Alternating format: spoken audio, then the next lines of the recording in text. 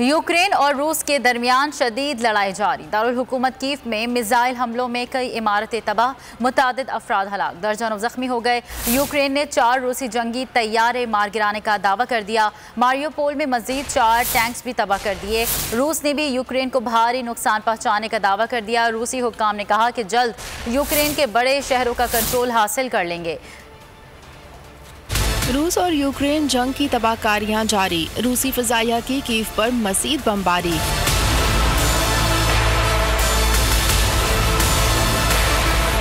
इमारतें मलबे का ढेर बन गईं, मुतादिद अफराद हलाक हो गए। मारियोपोल, खार्किव और दीगर शहरों में भी यूक्रेन और रूसी फौजें आमने सामने। यूक्रेन ने मजीद 3 रूसी टैंक तबाह करने का दावा कर दिया। रूस ने भी यूक्रेनी फौज को भारी नुकसान पहुंचाया। रूसी सदारती तर्जुमान ने दावा किया है कि जल्द यूक्रेन के बड़े शहरों का कंट्रोल हासिल कर लेंगे। यूक्रेनी सदारती तर्जुमान ने उम्मीद जाहिर की है कि आइंदा चंद हफ्तों में रूस से अमन मुआहदे में बड़ी पेशरफ्त हो सकती है।